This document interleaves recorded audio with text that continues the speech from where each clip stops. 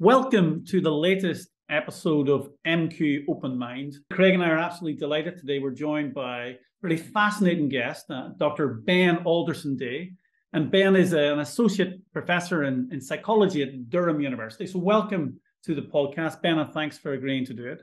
Oh, thank you very much, Rory. It's a real honour to be here. What we tend to do in the podcast, what Craig and I try to do is try and take our listeners through sort of a bit of a journey. And with that journey is maybe telling a bit about your history, what brings you to where you are in your career. And I know a really fascinating book we'll be talking about shortly that you've written. But maybe before we get on to the book, maybe Ben, could you tell us a bit about your journey in terms of mental health and atypical presentations of the human condition? I guess for me, it really started in my late teens, and I took A-level psychology actually because of a timetable clash at my school in York. And I got told by certain teachers, oh, well, I mean, you maybe shouldn't be taking that because universities don't really recognise it as a proper subject. And a lot of people take it and it suddenly turns into something that they don't think it is. And instead, I was hooked. And around about the same time, I started doing some voluntary work initially as an RA for a local CAMHS unit, so child and adolescent mental health unit there in York. So I actually learned SPSS before coming to university. That's just showing off. I know, exactly.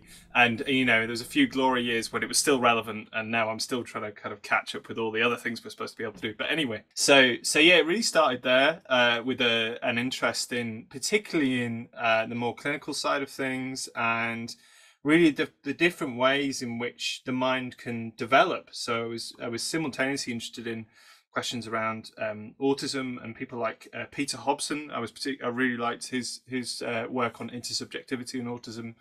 And then I also read R.D. Laing's Divided Self at a very impressionable age, and thought, oh wow, this is the sort of thing that essentially psychology can do. Obviously, he wasn't a psychologist by background, Lang, but really the idea of providing a psychological account of almost some of the extremes of mental states in the mind was something that I found really captivating. So what was you mentioned R.D. Laing. What was it struck you about the R.D. Laing's interpretation or viewpoint? I think it was just that idea that for states of madness, for want of a better word, we don't have to think about it as this categorically separate state of being and mind. It can be something that you can make sense of from everyday interactions, from kind of interpersonal relationships, and that there's something to be explained there from a psychological perspective I think is what I found most interesting, and contrasted with perhaps an overly kind of biological approach to psychosis. And I think I've probably developed a more nuanced view of some of these things since, or at least I would hope I could say that.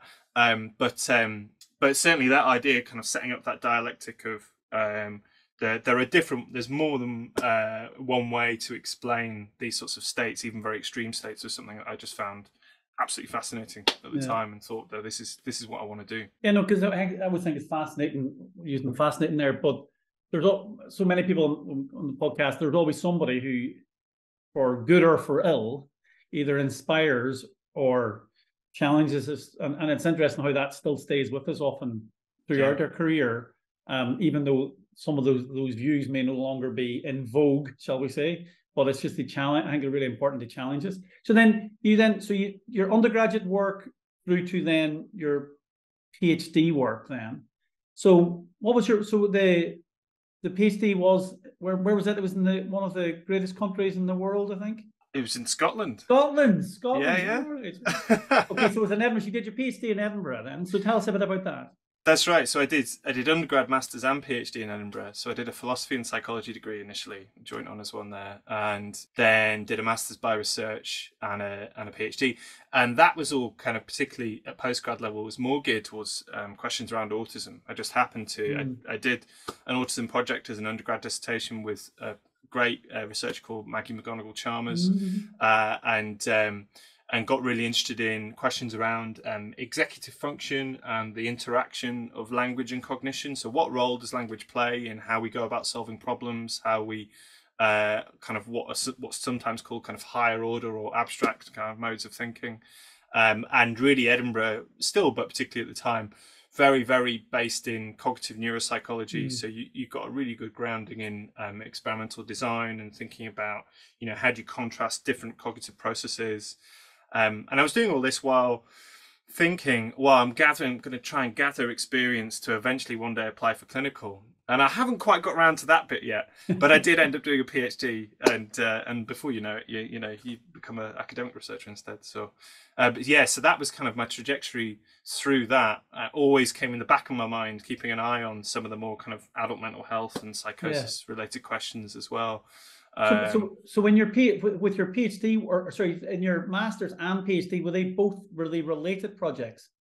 Yeah, so I designed this task in the master's project, which produced some quite interesting results, and essentially my PhD picked up on that. So the master's project was trying to think, if we think about autistic people having differing cognitive styles and ways of solving problems, how would you actually harness that and measure that in a task situation? Because there was lots of descriptive stuff around the time saying, oh, they just see the world in a different way, or that they kind of think differently. But I was thinking, well, how do we make sense of that cognitively? And I ended up adapting tasks that were essentially kind of forms of the game Guess Who and 20 questions, which might seem very, very simple, but actually they're tasks where you have to apply some quite complex semantic knowledge and strategic linguistic knowledge to narrow down the possibilities in front of you.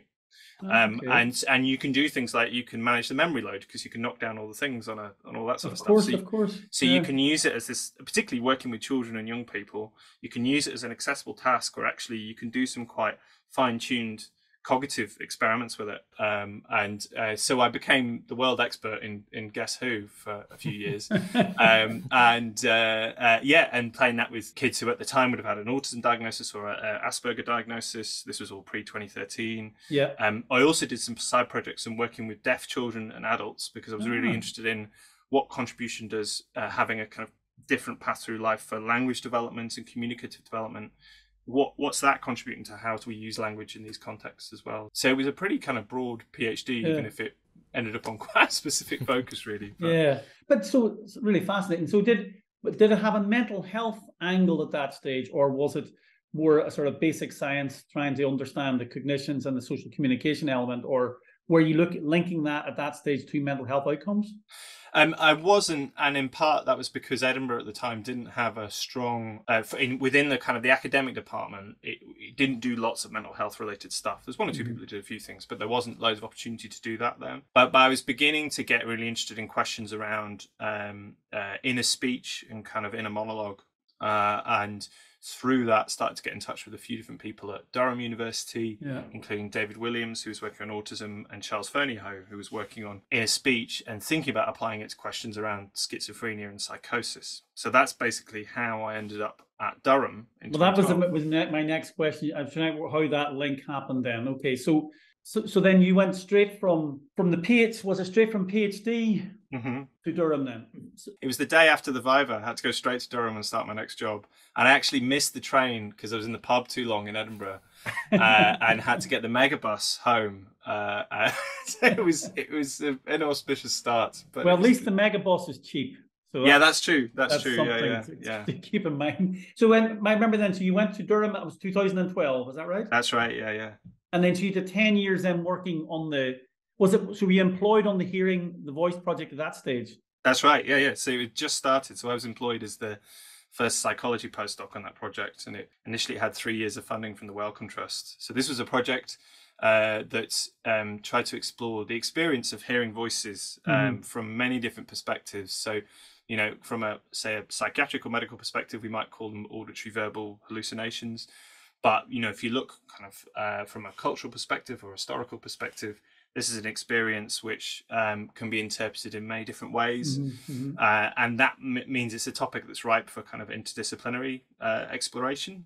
So I joined a team that, the first round of postdocs, it was me, a philosopher, and a historian. But then, the team, as it grew, had people from literary studies, had anthropologists, had people from the medical humanities, had theologians. It was a really broad group, and at its height, I think we had about 24 researchers hearing the voice. So, and that was Wellcome funded. It was, yeah. So we got refunded in 2015 with the imaginatively titled "Hearing the Voice 2," and that kind of essentially was supposed to run till 2020, but with COVID and other reasons, it was extended to 2022.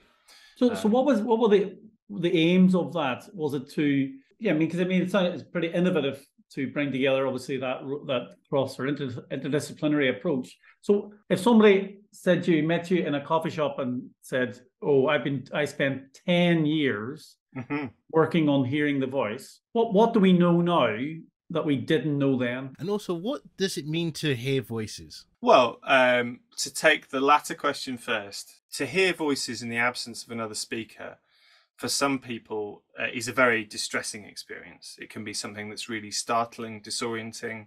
They might feel like they can't tell anybody else that's happening. And the things that the voice says might be really, really disturbing and hard to handle. Often, some voices are very, very good at kind of expressing our worst fears, picking up on our worst insecurities. And I think for hearing voices, that's what a lot of people would assume, that this is primarily a kind of really distressing experience and associated with diagnoses like schizophrenia. But it doesn't have to be that way. You even for people who have really distressing voices, they might have some voices that are actually positive or supportive. On average, if you look at studies when they've tried to explore this, most people who regularly hear voices hear between 3 and 4 voices. And those different voices might take on slightly different roles and interact between themselves in different ways. All of which is to say that there's a strong kind of interpersonal element in hearing voices that you have to explore when you're trying to support somebody who's having that experience, if they are finding it distressing. And that means it's a really complex phenomenon that goes beyond, I think most people think hallucinations, they think this is a sensory phenomenon. It's just like kind of hearing something. But it's not like hearing a tape recorder. It is more like being visited by someone or something. And to come back to your question, Rory, I think, there are many different strands of hearing the voice over a decade of work. But one key strand was really trying to explore what we call the phenomenology, that question of what is it like to have this experience? And is there something we might miss if we just stick with standardized approaches, scales, questions, the things that you gather from a very quick assessment in 10 or 15 minutes versus the things that you might get to know about somebody's experience if you're given the luxury of more time or different kind of models of knowledge as well. And so as part of the project, we regularly had people with lived experience of this phenomenon coming in, joining our team, joining in research discussions and meetings and talking to us about those experiences. And often we'd almost interested in kind of what's going on behind the voice to some degree. Is it just about what you can hear or what the voice says, or is it something else as well? Like, is it something about the voice's character? Is it something about how that interlinks to your own history? Is it something about tracking a voice over time that has a like a backstory and might even kind of come in different modalities in a way? And I think that's one thing that you could say was a kind of a key finding, or something that we really emphasized, was this sense in which people used voice a lot of the time not to refer to the thing that they're hearing, but almost as if it was a name to refer to this agent or entity that could appear in multiple forms. And it just happens to be that speaking is the main thing you would interact with it. And sometimes people would say to us, you know what, they don't even need to speak. I know when they're there. I can feel it when they're there. So is that, because we'll come back to this when we move on to your book, but is that part of the sort of your substrate for thinking then about felt presence type idea?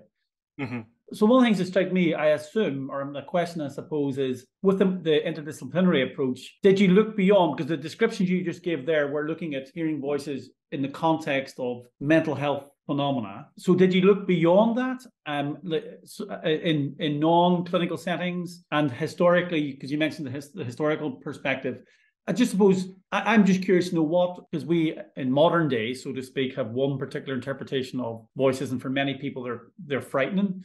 But what's the sort of historical narrative of that? So I suppose is my question. Well, and I guess the interpretations are going to vary across different historical periods and cultural frames. And you've always got to be wary as well of trying to draw too direct comparisons across these different eras, like saying that this phenomenon or this experience is exactly the same. But what's interesting is looking at how people react and frame those experiences or make sense of them. So within our team, we had people who would look at medieval and early modern accounts of hearing voices. So early mystics like Marjorie Kemp and the kind of voices that she was voices and visions that she was visited by. Some people who are interested in things like Joan of Arc, for example, and her kind of spiritual voices and the way they would inspire her going into battle. But then other people who were specialists, for example, in the Victorian period, looking at the emergence of spiritualism, the role of the voice in Mormonism.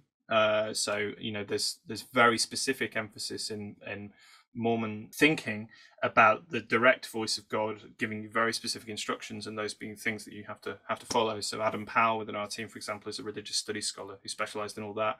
Things that really stuck with me from that was spiritualism and Mormonism came from exactly the same very small district in upstate New York and happened to end up in very different places in the country. But there was like a kind of hotbed of new thinking in the early 19th century for these sorts of new religious groups. I think what we tended to do is look at these different periods to explore where and how voices get interpreted and get used and fit into new belief frameworks. But I guess the perhaps more relevant to that question of, well, how do we think about voices today, is to look at just the variety you get outside of that clinical context. So one of the things that I worked on in particular was this idea of non-clinical voice hearing, or people who regularly heard voices without finding them distressing, without using mental health services. And in one particular study, I went around the country trying to find people who were having this phenomenon, kind of every day, and then to see if they would be willing to come and we did a scanning study down in London with Sophie Scott, where we played them these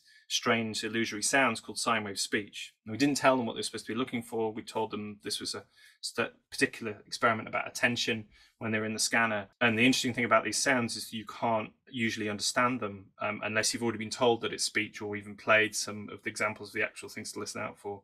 But the people that we recruit for this study could decode these sounds spontaneously, seemingly. And we could because we're scanning at the same time, we could show that their brains were responding in a slightly different way in given these kind of quite ambiguous and hidden stimuli. So how did you interpret? How could they make sense of it?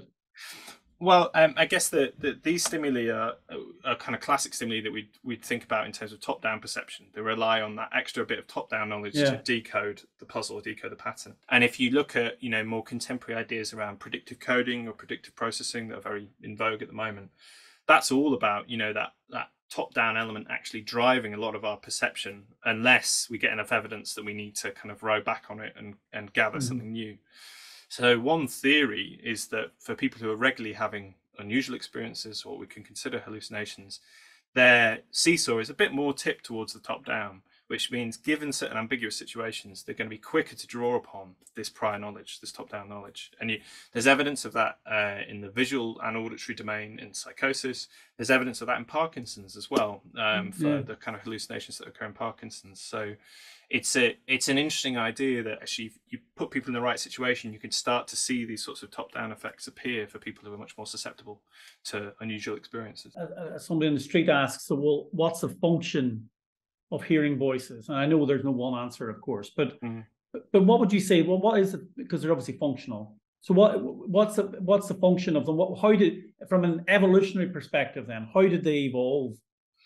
Well, I mean, I think you could pose a few different answers or theories for that. Well, one main one would be that clearly many of us have this capacity to have really quite vivid dialogues or conversations in our heads. It's not the case that everybody does this. So a big strand of research that myself and Charles Fernyhough, the lead of the Hearing the Voice project, did was trying to explore the individual variability in what we term inner speech.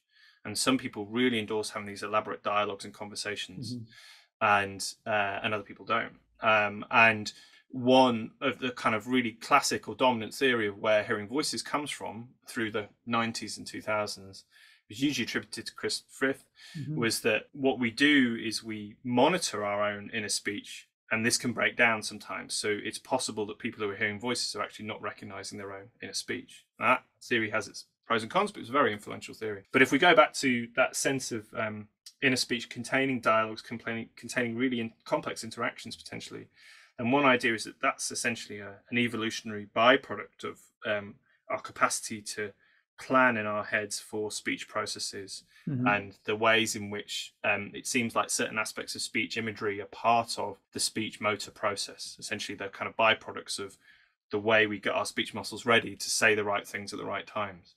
So we cover this a bit, and we wrote a review in 2015 on inner speech for Psych Bulletin. And there are these one or two evolutionary theories. Essentially, almost inner speech is this thing that emerged from our capacity for language more generally.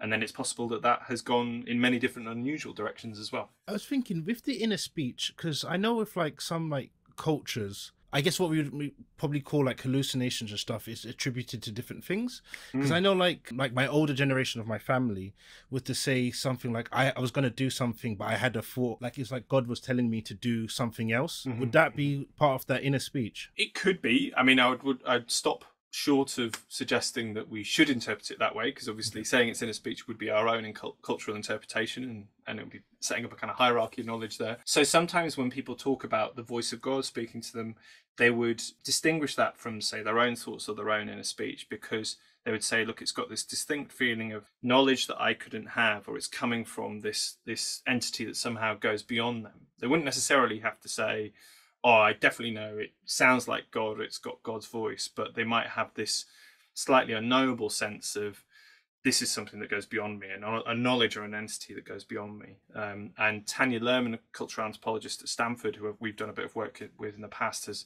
written extensively on this. She had one book called When God Talks Back, and more recently she's kind of covered work on how people might try and cultivate that sort of experience within a spiritual context. But I mean, those sorts of things were some of the things that we wanted to explore as part of Hearing the Voice as well. And for example, in 2020, we had a paper about people within kind of fairly mainstream and UK-based Christian faiths and their experience of the voice of God, and how they might contrast that with other experiences of, inner speech or their own thought, or even kind of quite unusual hallucinatory experiences. I think, sometimes with one thing I would say about that sort of voice of God account is very often it might be just one sentence, very, very specific, a kind of instruction that you immediately know this is what I need to do. It might kind of compel action.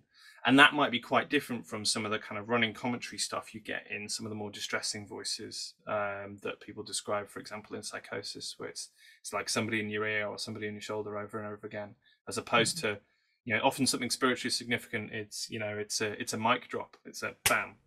This is what you need to do, So, but you have to be very careful with any of these comparisons, really. Yeah. Well, I think that sort of sets us up for moving the sort of conversation on a bit away from your direct research, I suppose, well, obviously, I'm not saying the book's not direct research, but your book is obviously trying to do something different. And so Ben has written a book entitled Presence. I'll give the full title: Presence, the Strange Science and True Stories of the Unseen Other. And I've been fortunate enough to obviously have a quick scan of a proof copy, and it really is genuinely fascinating, Ben, and really accessible. What I've read so far is really accessible. I think would be of interest to such a wide audience. So maybe could you tell us, because we touched on this idea of felt presence earlier in the podcast, but maybe could you tell us a bit about what drew you to do the book? And I love the intro bit, or the preface bit, on which obviously talks about, and I didn't know the William James stuff actually. So that was really interesting for me as a psychologist, going back to obviously whatever our founder or whatever way you want to describe William James. But can you tell us a bit about what brought you to do the book, and what you're hoping the book will do, I suppose, those two questions? Of course, yeah. So as I said, through that work with Hearing the Voice, we were really interested in what was going on kind of behind the voice, and there was this sense for some people that voices had a presence that could be there even when they weren't speaking, and that was something that was hard to get your head around if you thought about things just in terms of the existing psychological models of the time. Like, for example, if we thought it was our own thoughts or inner speech that we'd misattributed, why would you feel like there was someone there with you, a kind of silent figure? How would that even fit? And this got our whole team really thinking in lots of different directions. But the rabbit warren that I went down was to think more and more about, well, what is this thing that we might call presence, and where does it appear? What does it look like, for want of a better word? And it is a phenomenon that's been studied in lots of different contexts. So to provide a very brief definition, it's that feeling of someone being there in the close kind of surroundings, but you have no clear sensory evidence as to why you're having that feeling. So you can't hear them, you can't see them, you can't touch them, but you just feel with all your being that somebody is there. And this happens in psychosis, happens in Parkinson's, it happens in survival situations, it happens in contexts of like grief and bereavement, and it can happen in things like sleep paralysis too. And once you start looking, it's almost everywhere. Yeah. I say almost because it's still a very unusual phenomenon. People find it really hard to talk about, hard to describe. But from that, I just thought we started to do more and more work that went in that direction. And it got to the point where I thought, well, actually, there's enough here to tell, hopefully, quite a kind of rounded or comprehensive story about all the different ways in which this phenomenon seems to occur, and start to work towards some understanding of, well, where could it come from? How is it possible? And what does it really mean for how we understand ourselves and the kind of human condition, and where this goes. I mean, it's hard to tell. Obviously, having written a book, it's only just now that you start to get some of the responses through, and it's lovely that you're finding it really interesting. But from my own experience, what often happens, say for example, if you start talking about voices, is that people contact you and people go, I've had that, or I've had this, but something slightly different. Yeah. And that is already starting to happen with presence a bit as well. Loads of people have had it, and they don't really talk about it. But it's actually, I think it's fairly common. Well, that was one of the questions I had was, do we know how common it is? Has there been a decent large scale survey which really quantifies this? And then obviously, never mind the quality of understanding it. Because I was getting nervous because I've experienced this. Yeah. It's so the short answer is we don't really know, but there is emerging evidence that gives us a bit of a clue. There was a large study run by a team in Groningen as part of Iris Sommer's lab there. Iris is a kind of one of the world's foremost hallucinations researchers, and researcher in her team, Marsha Linson, published a study that had over 10,000 people surveyed for their proneness to hallucinatory experiences or hallucination-like experiences in the general population. And people could report if they'd ever had these sorts of presence experiences in one subset of this questionnaire. And about 1.5% of that overall sample reported spontaneously these presence experiences. So to put that into context, we often say that hearing voices affects around kind of 5 to 15% of adults in their lifetime. We give that range because actually the estimates really, really vary depending on how you measure this. So that's one study saying 1.5%. But actually, if you look at, for example, a very specific context like sleep paralysis, about 7% of adults have sleep paralysis at some point in their lives. And about half of those will have hallucinatory experiences. And the most common hallucinatory experience is felt presence on its own. It's not hearing things, it's not seeing things. It's the sense of a malevolent presence in the room with them. So if we imagine that, that just from that statistic, it could actually be 2 to 3% of adults will have had this experience specifically and related to sleep. And when you add up all the other contexts in which it could occur as well, I suspect the estimate will go a little bit higher. I'd be surprised if it was over 10%, but I wouldn't be surprised if, in a few years' time with a few high quality studies, we could actually say something like 5 or 6%. It's the most common type of unusual sensory experience in bereavement, more so than voices or visions as well. Craig, you were saying you've had this experience, so have I, but let's see what yours is if you want to share it. I don't know, it's like this doesn't happen to me often. I think it's when you're saying about like a bit of like psychosis, I started getting a bit nervous, thinking like, is there something wrong? No, but I've like felt it like behind me, but not necessarily about like that person's particularly that close, but like in the room somewhere. Is presence the similar thing to like feeling like someone's watching you?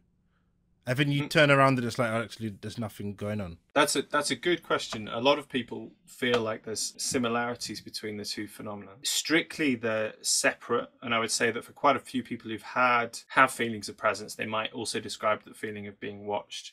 And sometimes that overlaps with feelings of paranoia as well. So we've done research where we've shown that in some samples, paranoia is quite a strong predictor of feelings of presence. But strictly, these things can happen even without the feeling of being watched. And sometimes the presence isn't watching you or doesn't pay any attention to you whatsoever. It can just be the feeling that something is there, almost its kind of very basic location. But it's funny you should say behind you. It is most commonly it's just behind you, or kind of almost in your peripersonal space. It's kind of, it could be looking over your shoulder a little bit. But I guess, so I'm used to saying things saying these things are kind of similar to what might happen in psychosis, but I don't see that as a thing that people should feel concerned about. It actually, what it shows is these things are on a spectrum, right?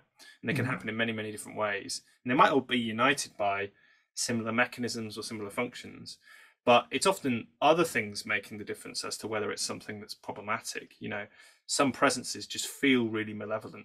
Some presences might be related to people's past experiences or past trauma. And those are the sorts of things that are likely to, warrant clinical concern. It's not the phenomenon itself, if that makes sense.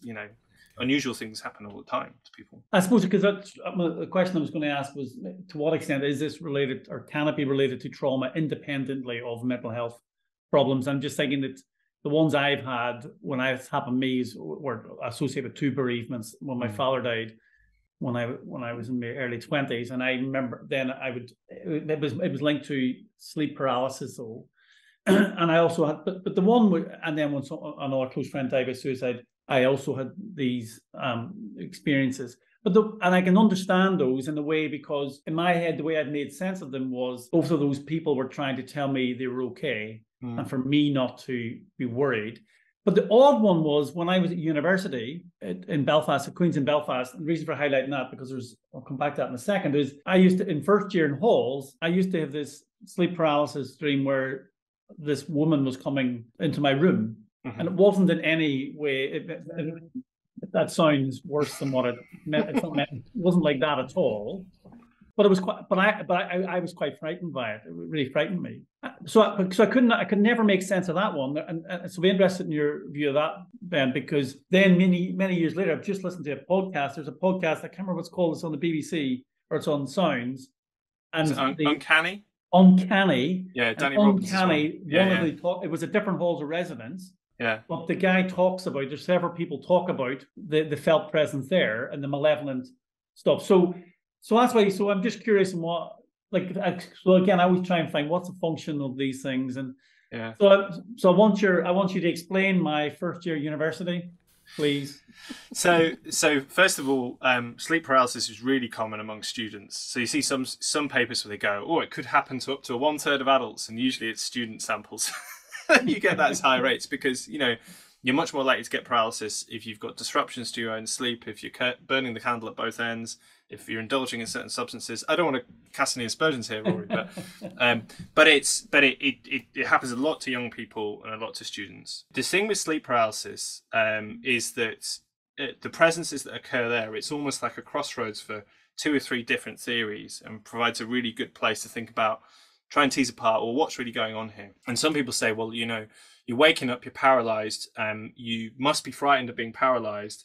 And from an evolutionary perspective, if you're paralyzed, then the worst thing that could happen is prey could be after you. And so essentially all of this is almost like this kind of cognitive unpacking of a very early evolutionary thing, that you are vulnerable and therefore something malevolent must be here. But not all sleep paralysis presences are actually evil, even though lots of them really feel like that. But the other key thing about sleep paralysis is your usual cues as to where your body should be in space and your control over your muscles is clearly disrupted. Yeah. And we know from other evidence, whether it's brain injury, whether it's direct stimulation of the brain, whether it's just particular experiments that manipulate our sense of bodily self-consciousness, if you change our own sense of where our bodies are in space, it's very easy to induce very unusual or hallucinatory-like phenomena, including feelings of presence. Like if we're not getting our usual cues about where our bodies should be, then it's almost as if we start experiencing bodies out there in other places where they shouldn't be. Sometimes bodies in exactly the same position as us. And that's the first part of the book really focuses on that as one of the first answers as to how is presence possible, is actually you can provide a kind of body theory of presence where it's essentially, it feels like there's no sensory content as to why a presence is there, but actually it's more like a disruption to our sense of proprioception, our sense of our own kind of body maps, as to why it's created. So with something like sleep paralysis, it's probably 2 things. It's probably some of that kind of secondary interpretation of what's going on, interpretation of your own arousal and fear, but underlying that, something which is driving a very kind of embodied perception because of the change to your own body. Well, that's been really helpful and reassured me. Thank you. But early on in the book as well, I think you have a great section when you're talking about endurance and the voyage and stuff. And so, do you want to maybe tell us a bit about that? Because that's do you want to tell us what you tell the reader about endurance in the book? So this is the story of Shackleton's endurance expedition in 1914. That was an attempt to reach the South Pole, and they never reached there because essentially they got stuck in the ice in the Weddell Sea. And after many months of the boat getting stuck, eventually they had to abandon the boat, and then the whole crew had to drag lifeboats across the ice. Then they had a real hair-raising journey across the sea, eventually culminating in essentially 6 men taking an open boat across, I think it's about 800 miles of the Southern Ocean to get to South Georgia.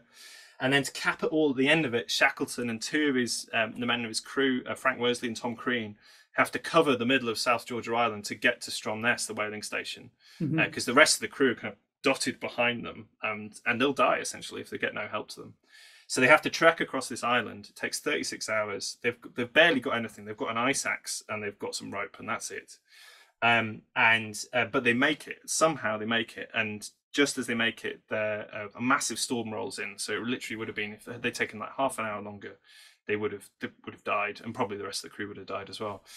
But the famous thing that happened there was that all 3 men afterwards described themselves as being accompanied by a 4th companion. Yeah. But they were also quite reticent to really say much more about who or what that 4th companion was. So Worsley and Shackleton referred to it as Providence. Crean almost never spoke about it, but apparently told some friends in the pub that the Lord had saved them. But the Shackleton's on record saying, there are some things which can never be spoken of, and they all had this feeling that somehow, again, went beyond them, that they couldn't really describe. And that was really like the archetypal case that led to this whole genre of presence experiences in the context of survival and near-death experiences. They became known as the third man factor because when T.S. Eliot referred to this event in the poem The Wasteland, he talked of he'd heard about Shackleton's example, but he referred to the third man as opposed to the 4th. So curiously, the origin story is actually about 4 men, but we know it as the third man factor. It's really well known among mountaineers, among climbers. There's loads of different examples of it, of this kind of being visited by something, often that kind of gets you over the line, wakes you up from a tent where if you'd fallen asleep you would have died. Lots of just in the nick of time phenomena. Although the flip side of that is it's literal survivor bias. What about if there was a bunch of evil, malevolent presences out there pushing people off mountains and cliffs and things like that, then we wouldn't know. So you always have to be wary of the myth and the legend and the influence of kind of the stories that you do get to hear versus the stories that you don't. Yeah, because what I love about what you've done with the book is because you've got great literary narratives, obviously, and you're combining that with narratives from people.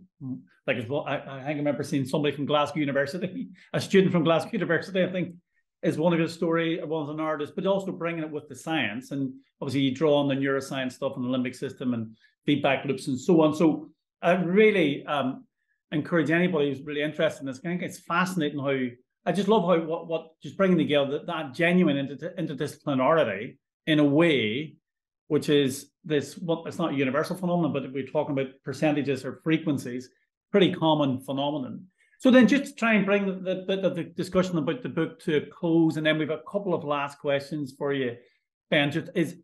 But what are you hoping? So what are you hoping to do? You've said, or what do you hope the book will do? Is it raise awareness? Is it to help people? What are you hoping? Well, I think both of those things hopefully could happen. First of all, it'd just be good to start some conversations about this experience and to put a name to it for some people who've had it before and might find it quite unsettling. For example, the people who I've met with psychosis who have this experience, they've literally said to me, I don't even try and describe this in the clinic. They're happy talking about voices, they're happy talking about, very strong and unusual beliefs, but the stuff about the invisible people, it feels like that somehow goes beyond the pale. But it's important. And actually, so for example, Nev Jones and Sharon Pagden in the US, as part of a kind of grassroots movement, have published this thing, Psychosis Outside the Box, which is a call to arms for people to pay more attention, researchers and clinicians to pay more attention to the really hard to describe and unusual phenomena in psychosis. So it's, it's not just all about voices. It's about changes in how people perceive time and perceive themselves, but also felt presence. Felt presence is one of the things they specifically name. So this is something that I think we need to get a handle on, and it'd be great if we had better clinical understanding of, and because I think there are people out there who will be struggling with it and can't even get to the point where they're describing it to somebody else. Yeah, because actually this is maybe a bit left field, but what struck me when I was reading it was, sort of remind me a bit of, are you familiar with the book Awe, the transformative power of everyday wonder by whatever, I think it's Dasher Keltner. I don't know if I pronounced his first name correct, but it struck me as the same idea, which is awe is this thing we all have some understanding of, but actually we've not harnessed it or understood it fully. So it struck me as the same, whereas this is something we all have an intuitive understanding of and experience and differentially a different experience of. But actually, there's maybe we need more research, we need more understanding of it to maybe harness its power for both, for hopefully for positivity. Okay, so last couple of things, just if that's okay, Ben, is sure. Just before we put a couple of sort of final throwaway quick fire type questions at the very end. But I just want to curious, given this is obviously a mental health research podcast, and given obviously your work obviously spans basic science, obviously interventions-based work, I know you do as well, and you're looking at people in terms of the neurodevelopmental context as well. But if somebody said to you, what are the key priority we should be focusing on in terms of mental health research, what would you suggest? What would you like to see us focusing on as a community? As a community, gosh, well, it's a real $1 million question, isn't it?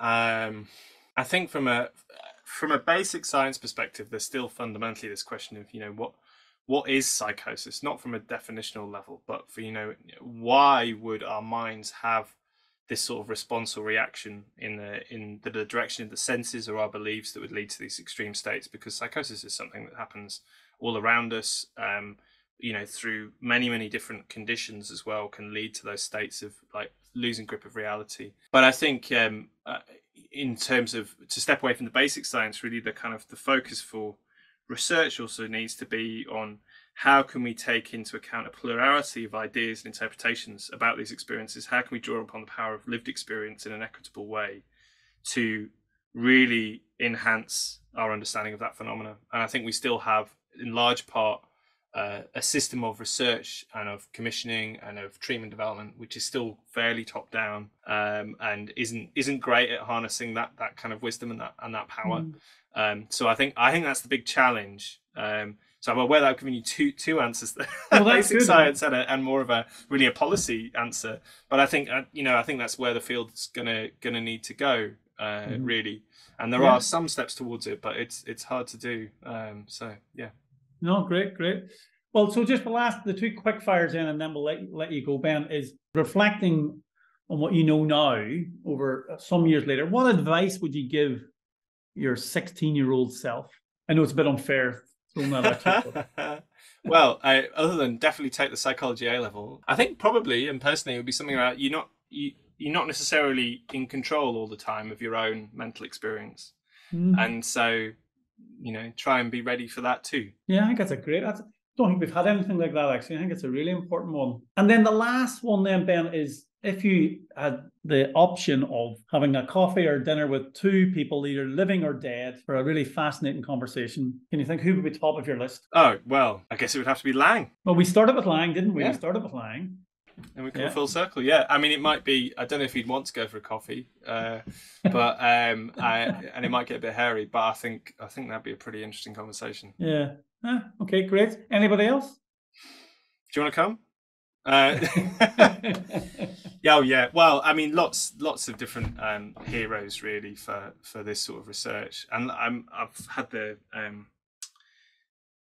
kind of golden opportunity over the past 10 years to work directly with people who I think are like fascinating and brilliant people in their field. So I'm lucky that I don't really have to I don't really have to imagine it too much. I've met a number of my research heroes already, and really enjoy working with them. So yeah. Okay, well, no, that's great. No, I think I like that. It's a very magnanimous and inclusive answer to that last question. So just remains for Craig and I, obviously, huge thanks. That was a fascinating conversation and covering both, obviously, really basic science, application, mental health, but also that importance of there's no one discipline or one group of people have all the answers, and it's bringing that together. But at the heart of it has to be lived experience, and I think the felt presence stuff is really clearly at the heart of that as well. And just to really encourage those who are interested, please go and buy Ben's book, Presence. It's available now, isn't it? Yeah. No, March 21st. It's available. March 21st is available. March 21st. So I wasn't quite certain if it was out yet. Yeah, no, I obviously only had the proof very copy. So soon. March 21st. But I assume you can pre-order it. You can pre-order it via Waterstones or Manchester Uni Press, the publishers. There's an audiobook you can pre-order. There's a launch in Durham on March 21st as well. So yeah. Excellent. Well, thanks a million, Ben, and the very best. Hope the book does really well, and all the very best. Cheers. Thank you very much, Rory. It's been a pleasure. Thanks.